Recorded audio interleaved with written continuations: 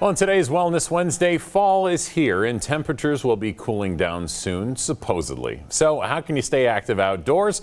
Joining me with some tips is Regence Wellness consultant, Allie Henderson. Allie, good morning. Thanks for being here. Yes, good morning to you.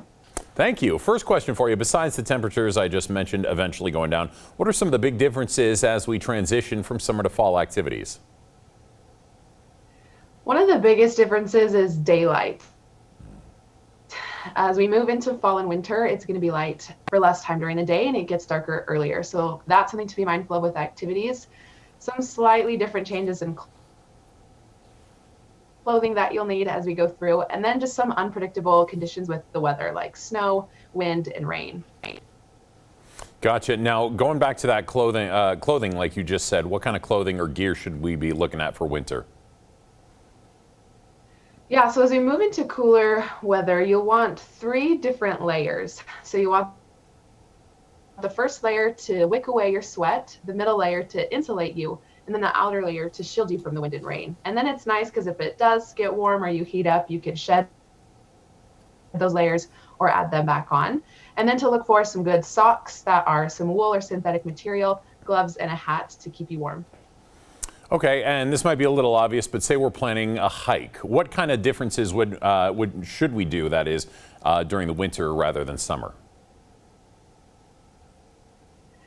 So a lot of things are going to be the same, but a few additional ones is to start as early as you can just because it does get dark and you want to make sure that you're hiking while it's light. To bring a map or GPS because some of those trail markers could be covered by snow. And then your batteries don't last as long in the cold. So making sure that you keep your phone close to your body heat and then to bring a portable charger in case it does die.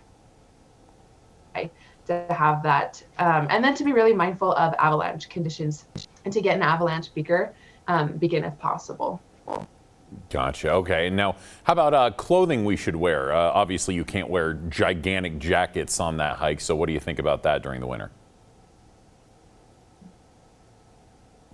Yeah, so I kind of mentioned those different base layers. Right. For the first 2 layers, that base and middle layer, looking for some synthetic material is going to be helpful because that's more lightweight, compact, and it's really good at, like I said, wicking away that sweat and keeping you warm.